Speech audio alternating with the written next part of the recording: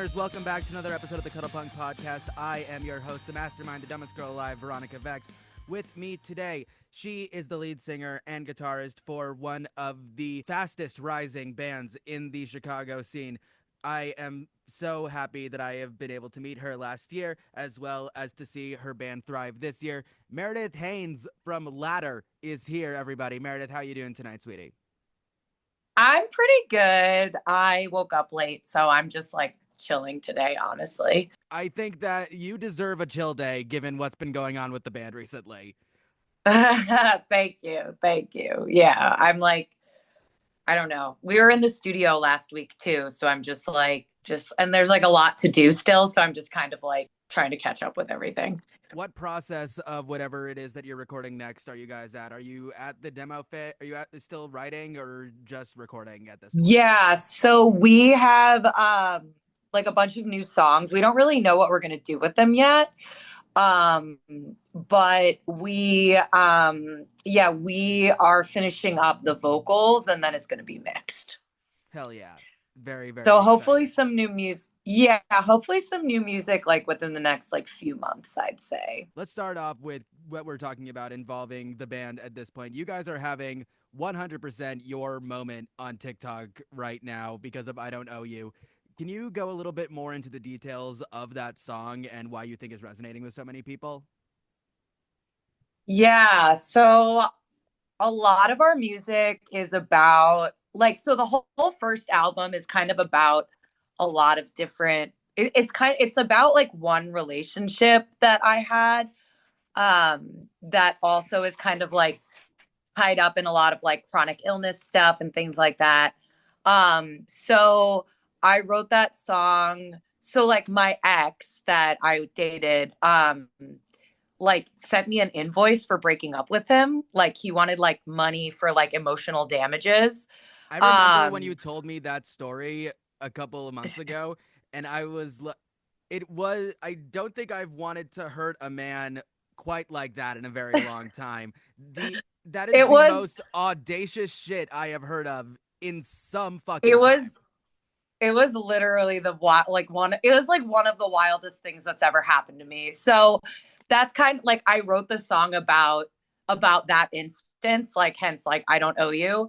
Um and it's so interesting because it's like I don't really I, I don't know. I think people just like love to be sad. I don't know. Like well, not I don't think people love to be sad. I mean, I think it's just I don't know. I guess people like really related like to it. Like for me, like that was a really intense relationship for me. And it was also like the only time that I had ever been in love.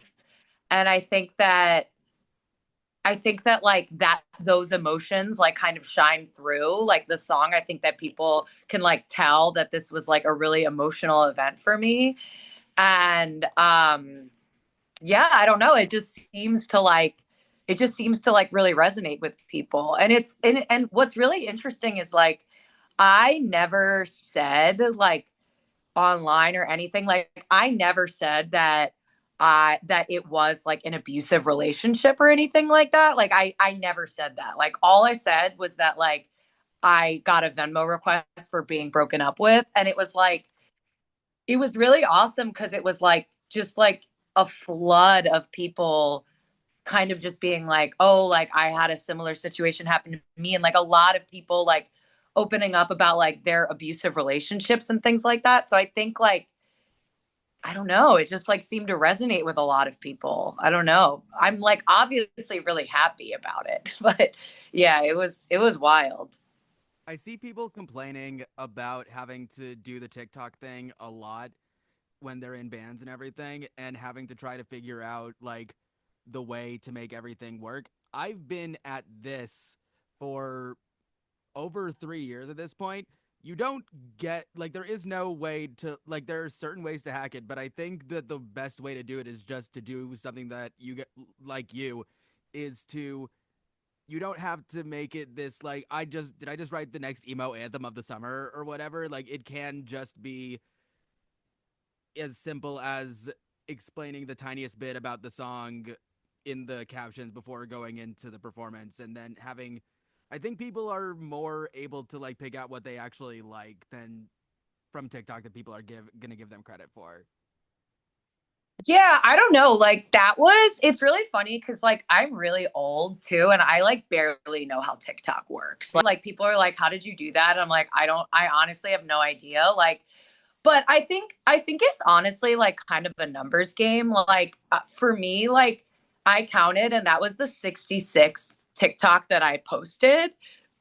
So like not that many, but like I think I think it's just a lot of like guessing, honestly. Like I don't know. Like I wasn't like when I posted that, I wasn't like, oh, this is gonna get like all these views. Like I really had no idea. Like sometimes I post something and I think it's gonna like really hit and it gets like 300 views. And then and then I post something like that and it gets like 500,000. So it's like I think it's like sometimes it's just a numbers game. So I think like for me, like I would just tell bands to like just keep posting. Like I'm gonna keep posting. I've been posting since that too, and like the other posts I've gotten like haven't gotten that many views, but I'm like, I know it's just kind of like a numbers game, and it's like eventually, hopefully, something will hit again. You know, it's like, or maybe not hit at that level, but like you just kind of have to keep posting.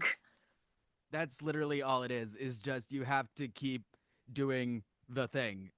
It's Right, like annoying. you never know. Yeah. It can get annoying, but it's part of it now. Like I don't know. I think I get frustrated with people like getting saying that they're upset that they have to be like influencers in as well as their music now, which I kind of think that's always been how it's been.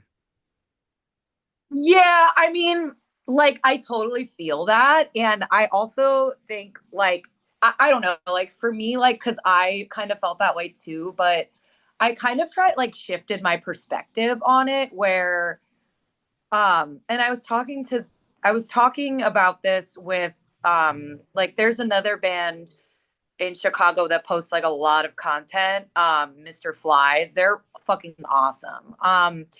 And they're just like really nice people. And like I was talking to the singer about this like the other day that it's like you can look at it that way, like, but you can also like shift your perspective and be like for me, I was like, this is just another way of like expressing myself. This is just another way of doing art. Like it's still art. You know what I mean? Like it's still art. It's just like a different format. And you know, I personally was like, I don't want to like do lots of like skits and bits and things like that for ladder, like because like not like obviously I love stuff like that, but I just didn't really like it just didn't really feel like me, you know? So I had to like find another way to express myself in a way that kind of like made sense. So for me it was kind of like, oh, like being like honest and messy on the internet. Like that's also like you can look at that as like an art form, you know what I mean? Like branding, like all that stuff, it's all just art, you know? I remember having this conversation with or seeing my friend Hallie post something about this where she makes like different she's like a designer for clothes and stuff, and she talks about doing like different like seeing people be dismissive of red carpet walks or like concert, like the looks that artists will have while on stage. And like that is a part of it that goes into everything else. There's so many different sides of being being a performer and being a musician that do go into everything. Yeah, and like I also come from like a performance art and sound art background, so I kind of it's like all like especially with performance art, like I'm like it's all part of it. Like it's all like I don't know. Like I mean, obviously content isn't my favorite thing. Like it's not I don't like doing it as much as I like writing music and playing shows and things like that, but once I shifted my perspective and once I kind of tried to see it as just like another form of performance, another form of art, like it became kind of easier for me. Like I didn't hate it as much. Like I don't hate it anymore. You know what I mean? Absolutely. And it's also like a way, like for me like music was always like, for me writing music was always about connecting with other people. Like that was always kind of like the main reason that I wanted to do it. Like I was really badly bullied when I was little, and I was a really awkward kid, and I always just like fantasized about like having people like sing along to my songs, because I it like to me it's like, oh, that's like peak feeling understood, you know what I mean? And to me, so for me, like also like making content and all of that stuff, like that's just another way of connecting with people, really. Like you can look at it in so many different ways, but it's like ultimately, yeah, like that's kind of the way that it is now. So you know, if you shift your perspective, I think it made it a little easier for me. You guys are a very, very young band. I know that pretty recently you had quit music before starting up Ladder again in 2022. Would you mind talking a little bit about why you had decided to quit music before forming this band? Yeah, for sure.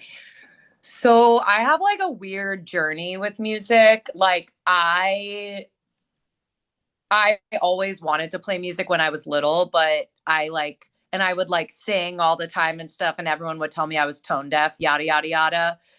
Um, so because it was like the 90s, and like people weren't really very nice or encouraging. Like it was like if you weren't good at something, then don't do it, you know?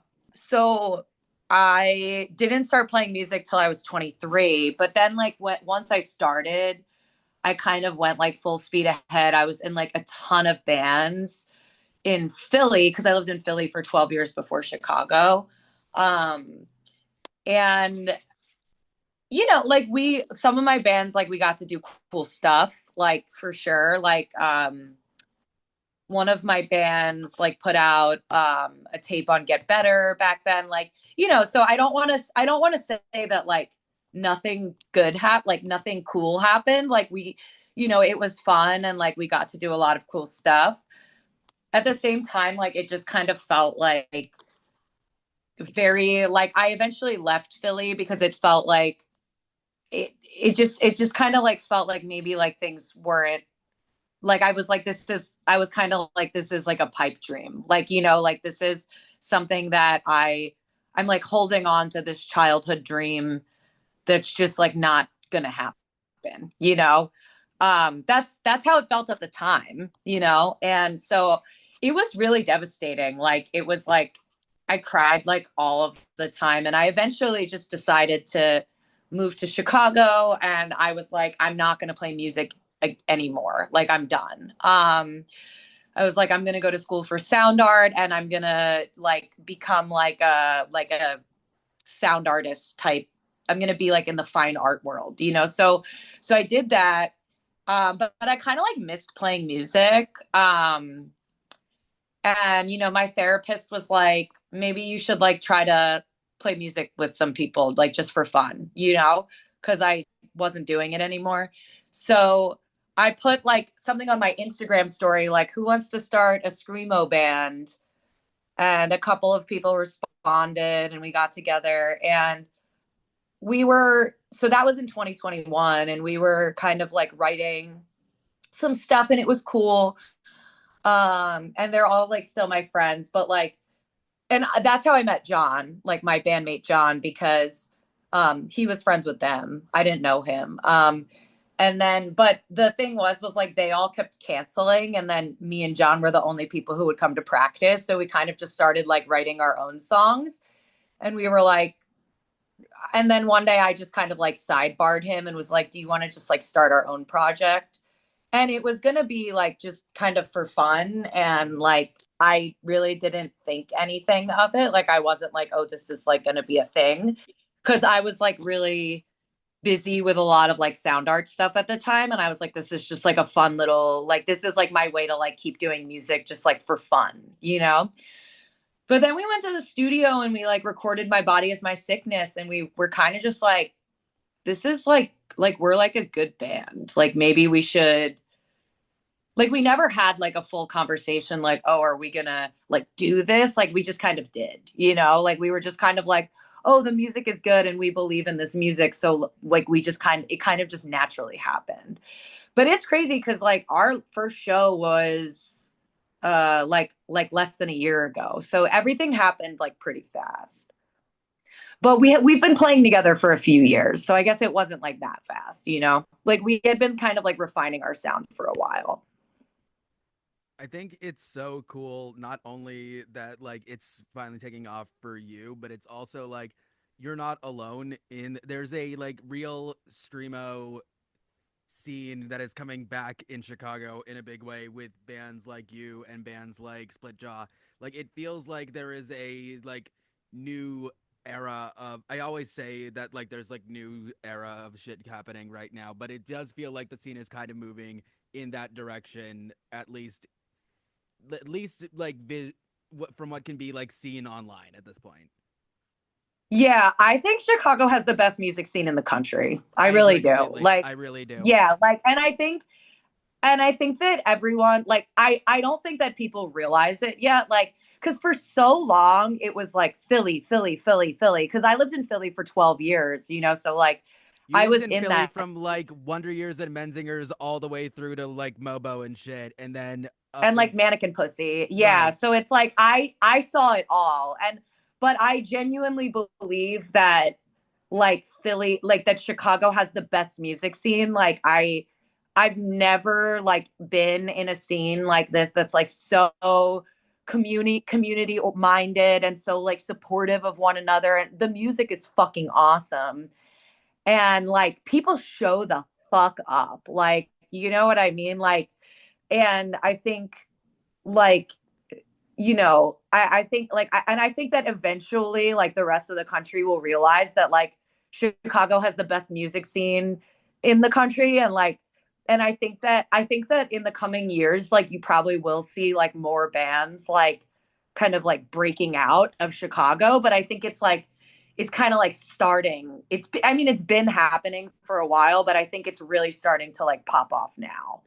I completely agree. I'm kind of all but waiting for like there's gonna be like obviously nothing happens in a vacuum, but I feel like there's gonna be a festival or like a tour that is like Chicago exclusive. And I think like or Chicago bands exclusive, or at least when like some of these bands start playing the bigger festivals that are already here, because you're starting to see that with like Scarlett Demore and a couple other like Scarlett group. Demore, yeah, yeah, Yeah, yeah, yeah. and I know Calico Loco is starting to make some moves as well, but like you're starting and Arcadia Gray, but like you're starting to see that like some of these bands that already exist that have existed for a while, like their time is coming right now. I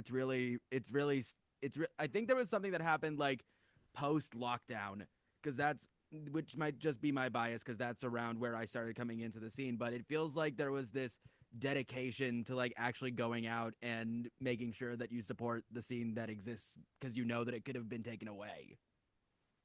Yeah, that I've heard that a lot. I mean, I didn't really start going to shows until like a couple of years ago, but I've heard from people that like it was kind of like after lockdown that like everything started like popping off.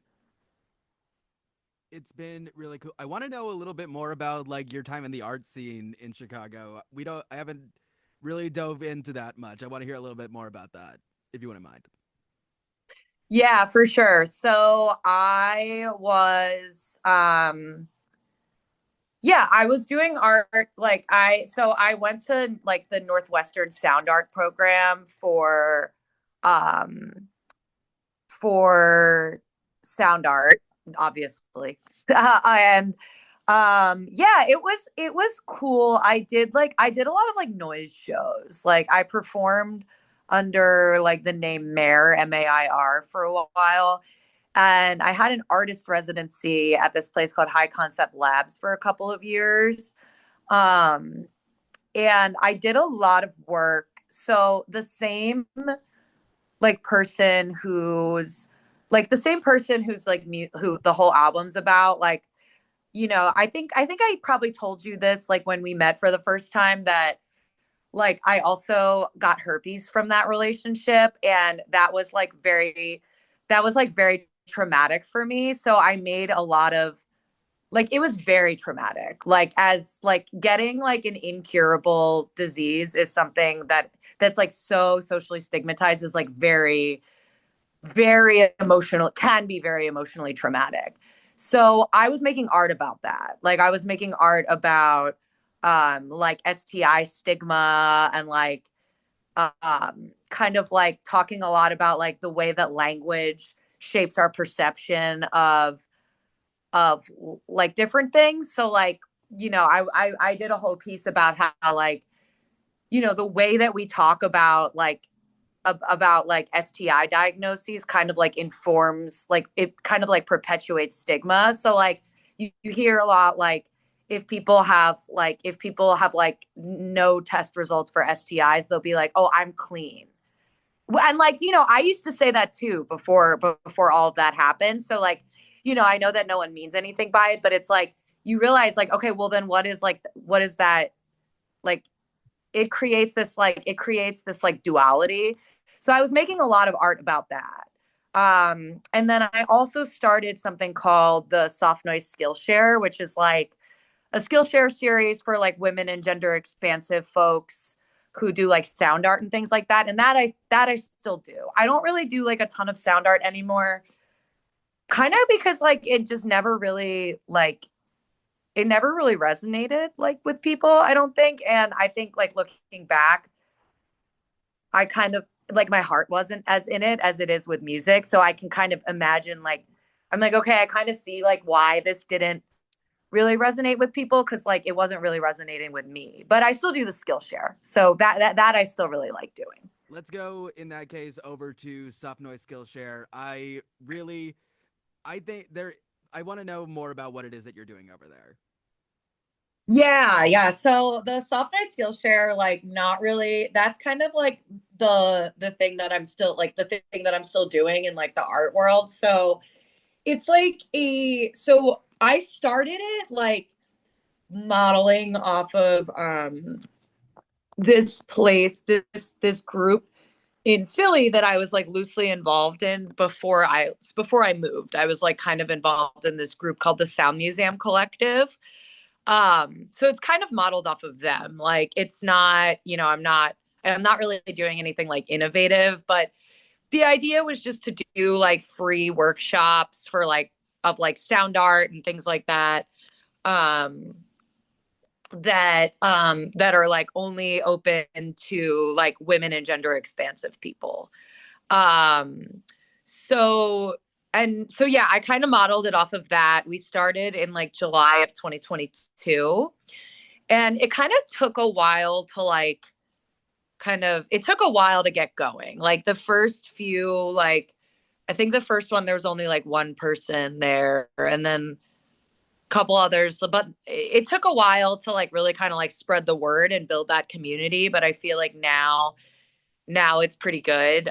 But yeah, so we do them every other month, and there's another person that I co-organize with now. Their name is Melon Sprout. They do a lot of like noise stuff and sound art in Chicago. They're really talented. um so we do them every other month, and we have funding through the city. So like the Department of Cultural Events gave us a grant to like pay our artists and things like that to do these workshops. So yeah, so they're like every other month.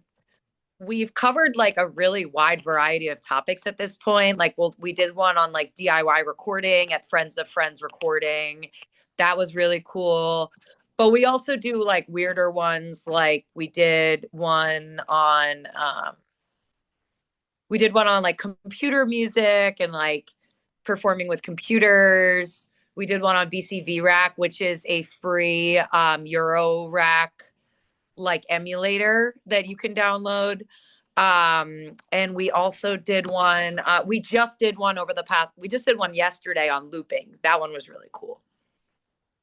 I'm really excited to hear that this is something that exists in Chicago. I think that there are a lot of people who obviously they can look it up themselves on the internet, but to know that there are people out there and that there are people that they can work with to make it happen, I think that's a lot more encouraging. And I think that's awesome that you're doing stuff like that out there. Yeah, I feel like it's been really good, like community building, because a lot of people like kind of like meet each other there and then they'll like work on stuff together. And it's just like a really good way to get like people who are interested in like sound and music who aren't just like cis men to like all get together and just like meet each other, you know? I am always a fan of that happening. Meredith, it has been so lovely talking to you that I almost feel that we're slightly changing gears, not even slightly, severely changing gears for what we've got when we come up for the bit in a little bit. But there is good and bad haterdom in the world, and I think that we are going to talk about a couple of songs after this that have good haterdom energy. We will be right back with more of the Cuddlepunk podcast. Welcome back to the Cuddlepunk podcast. I am here with Meredith Haynes from Ladder. This album is dedicated to the best kind of hater energy. When you know that you're right and you know that the other person fucked up and it is up to, and you have every right to be as haterish as possible. So, what we're going to do, we are going to be doing a hater anthems tier list. We love tier lists on this show. It's such easy content. This has been something of the year of the hater, or at least 2024 has been. And it's Yeah, really all started off with our first one right here, Euphoria by Kendrick Lamar. that's S. That's S. That's S. Yeah. I have this point should be I should be financially compensated for how much I gargle this man's balls at this point, but there's a good reason for it because he is the greatest of all time. He murdered a man without committing murder. Yeah, once that came out, I was like, damn, I have to like step up my hater game. I Absolutely. was like, I could be so much more hateful, and I plan to get more hateful. I was talking with Mod from Splitjaw a couple of days ago. We saw Kendrick at Lollapalooza together in 2023, which at Yeah, this point, seeing Kendrick anytime before 2024 feels like seeing him at the fucking Metro. yeah, I didn't know, like, he has gotten bigger than even he was big before, and he doesn't stop. He doesn't slow down, and I'm so happy about it. But yeah, Euphoria's yeah. an S He's for sure. honestly like that whole Super Bowl performance. That is exactly how I felt this whole week. I was like, this is exactly how I feel this entire week. I love that we're able to continue your victory lap in this way. Next Like up, literally just like me being like a 5'6" person in bell bottoms hating in front of the world. it's a beautiful thing to be. Next up, we have Fuck You by Lily Allen. I don't know that song. So It's, you have I know that this is aimed at some sort of political thing in the UK, and I am okay. always for the U. I don't know, actually, I don't know enough about what that actually is to be able to. I don't know enough about what it is in politics to be able to say that it's good or bad because I'm not trying to have to apologize for some shit later. I like the song enough. I think it's about a C. I think Okay. there are other songs named "Fuck You" that are better than it that I probably should have put on this list. Okay. Yeah, But I trust you. I trust you. for sure. This one, hmm, I'm interested in what you'll have to say about this one. "How Do You Like Me Now" by the late Toby Keith. Okay, you want to know what's fucked up? I also don't know this song. I was I'm not very at this one. I thought that you would know because like you're old enough. You're old enough. This is how I'll put how old you are, and I mean this as a compliment. You're old enough to the point where 9/11 jokes could potentially still be offensive to you.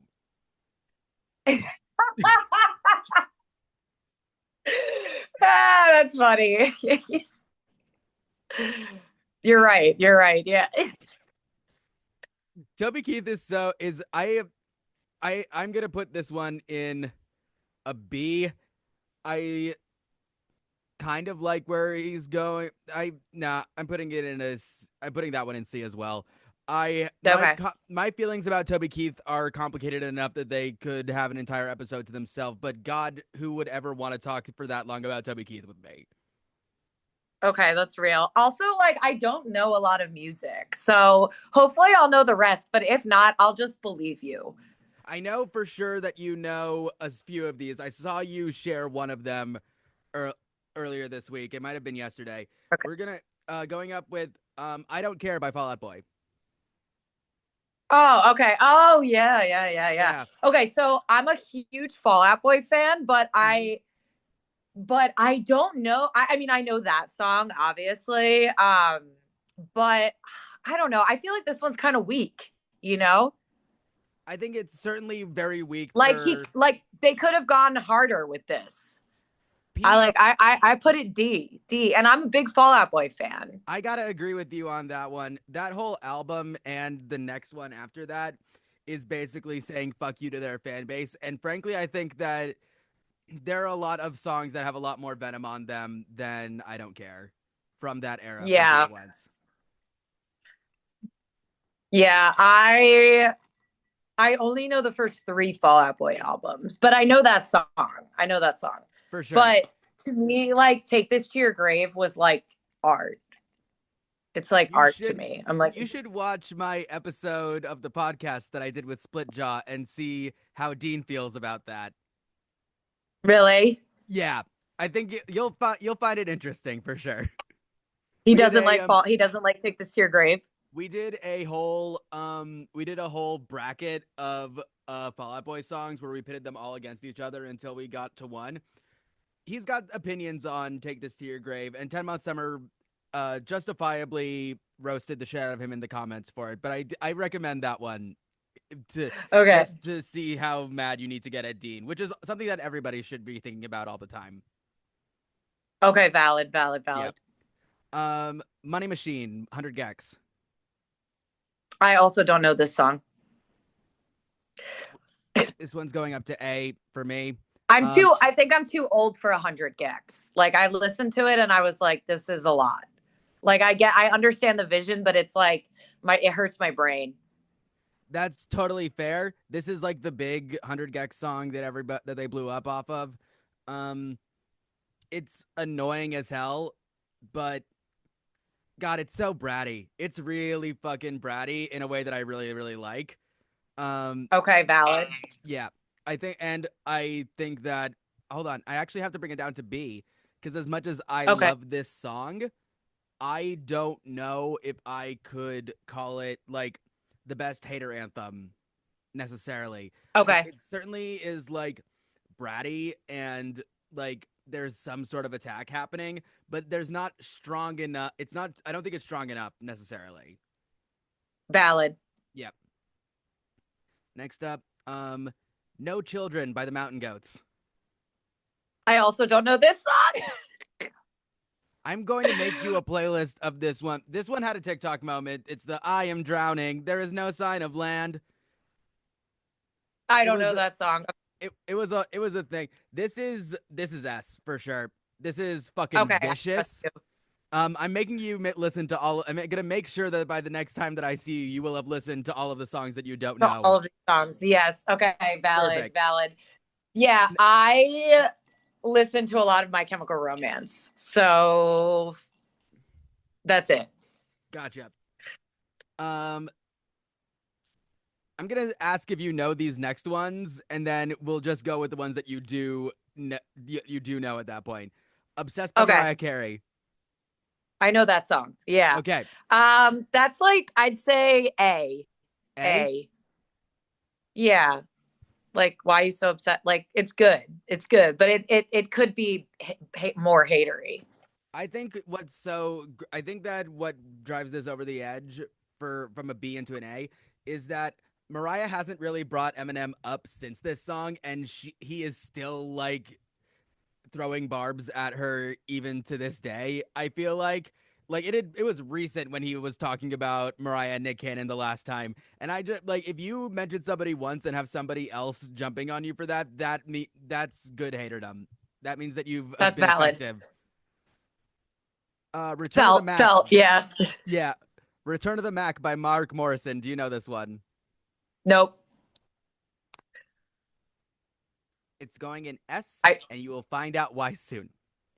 okay. Roses by Outkast. Know that Uh you know your shit don't yeah. Oh stink. yeah. I don't know. I'd say B. I'd say B. B. It's like I oh, think it's like yeah. It's like it's fine. it's fine. It's a good song, But are you gonna but it's listen like to not. it? But are you gonna listen to it while walking away? Is this a walk away while looking at an explosion song? No, the fuck it is not. No, no, no. This No, is just like subtly thinking about someone that you dislike. absolutely. But And it's then not like, wow, scorched earth. Yeah. you want Scorched Earth. I did save the best for last. Silver Springs by Fleetwood Mac. Yeah. If Like, this one is exactly how I feel inside. Like, yes, if anybody who has this not is, heard this song, look up live but footage it's of yeah, the night, it has to be the performance where yes. she's staring him down and saying, I'll follow you down till the sound of my voice will haunt you. I'm like, yes, preach. She knows. She knows. She knows what Lindsay did. It is oh my god. Yeah. Oh, yeah. That's like, yeah, but it's like that, it's like the song, the recorded version's good, obviously, but it's like, it's the 1997 performance that, like, it's fucking fire. Can I add one to this? I feel like there's one that I like specifically Please have in my do. mind. My Kink is Karma, Chapel Rowan. Mm. Chapel That's a, has a there was that's a a good one. I saw a tweet this week or last week that was talking about how Kendrick and Chapel are like we're the only two artists in the top 10 of the iTunes charts or the digital downloads charts, and somebody retweeted that and said it's a very good time to be short and full of hate. And I It think is a good time to be short and full of hate. I I'm not think you're like in short. that I'm time not, right now. yeah, I'm not like, I mean, I feel like I'm pretty average height for like a woman, but like but technically speaking, I guess you could call me short. Like I'm 5'5". So, cause I'm like Kendrick Lamar's height. So I guess it is a good time to be short and full of hate. It is a wonderful time to be short and full of hate. It's also a wonderful time to be listening to Latter. That's LATTER. Listen to all of their stuff that has come out so far. All of it is great. There's new stuff on the way. Meredith, thank you so much for being on this episode. Where can people find you? You can find them on Instagram and TikTok at Latter, Dot LATTER band. Yeah. band. There will be links to all of their socials and also all of their other stuff in the description of this episode. If you like this episode, please like, comment, subscribe, comment what your ultimate hater anthem is. If you like this episode, please make sure to like and subscribe if you want to see more. Please, if you really, really like it, you can go over to the Patreon, patreon.com/the Cuddlepunk podcast. Where you can find a bunch of really cool stuff for only $3 or $5 a month. The theme song for the Cuddlepunk podcast is Lose a Turn by Modify. You can find her links in the description down below. The logo for the Cuddlepunk podcast is done by Lauren Young. You can find her stuff in the description down below. Meredith from Ladder, thank you so much for being on this episode. Thank you.